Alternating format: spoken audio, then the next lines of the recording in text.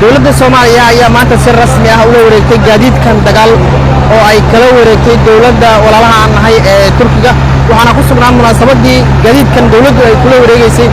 si hayaha xilka wasiirka wasaaradda gaashaandhigga ee dowladda federaalka Soomaaliya taliyaha ciidanka xoogga dalka iyo saraakiil kale oo ka socotay dowladda Turkiga safiirka dowladda Turkiga ee Soomaaliya ayaana munaasabada goobjoog ka ah wareyntii madasha waxa ka hadlay taliyaha ciidanka xoogga dalka Soomaaliya General Odaway Yusuf Raage oo sheegay in gaadiidkan dagaal oo gaadiid casri ah oo aan xabada karin in hawlgallada gaarka ah ee ciidanka dowladda federaalka Soomaaliya ay qayb ka qaadanayaan waxaan rabaa inaan u mahad celiyo safaaradda iyo military attaajaha u qaybsanaa arrimaha ciidanka iyo wasiirkaba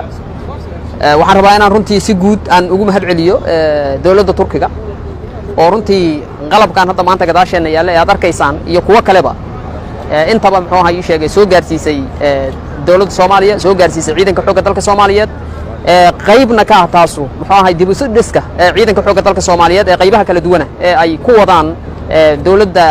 saaxiibadan ah ee Turkiga ay naga garab taagan yihiin safiirka dowladda Turkiga ee Soomaaliya ayaa dhankiisa waxa uu sheegay in dowladda Turkiga ay la garab taagan tahay dowladda Soomaaliya dib u dhiska ciidanka xoogga dalka kalmadana ay qayb ka tahay hawlgallo ay ku doonayaan inay kaga qayb qaataan dib u dhiska ciidanka xoogga dalka Soomaaliya Bu işbirliğinde bize sürekli yakınlık gösteren, işlerimizi kolaylaştıran önce Sayın Bakan, Genelkurmay Başkanı'na çok teşekkür ediyoruz. Waxaan jeclahay inaan halkan ugu mahad celiyo wasiirka wasaaradda gaashaandhigga iyo taliyaha ciidanka xoogga dalka Soomaaliyeed wada shaqayntooda iyo xiriirkooda dhow. İnanıyoruz ki Türkiye-Somali kardeşliği, dostluğu daha fazlasını hak ediyor. Waxaan aaminsanahay in saaxiibtinimada Soomaaliya iyo Turkiga intana in ka badan ay u qalanto. Biz desteği sağlamaya devam edeceğiz.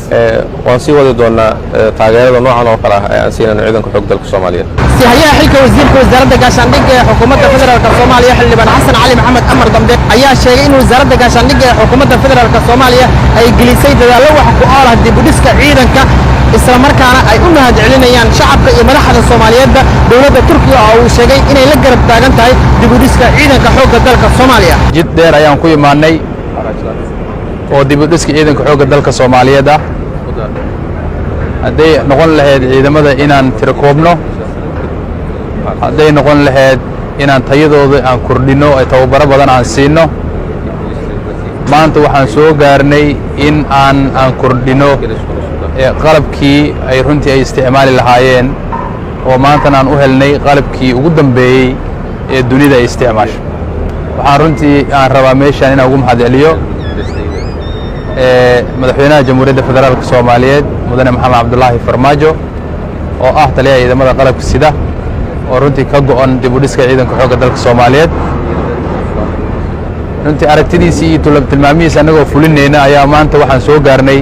inaan marxaladan waxaan rabaa inaan u mahad celiyo dowladda walaalaheena shacabka iyo dowladda ee Turki aad iyo aad u mahadsantihiin si kali laab leh anigoo ka wakiila madaxweynaha jamhuuriyadda federaalka Soomaaliyeed Maxamed Cabdullaahi Farmaajo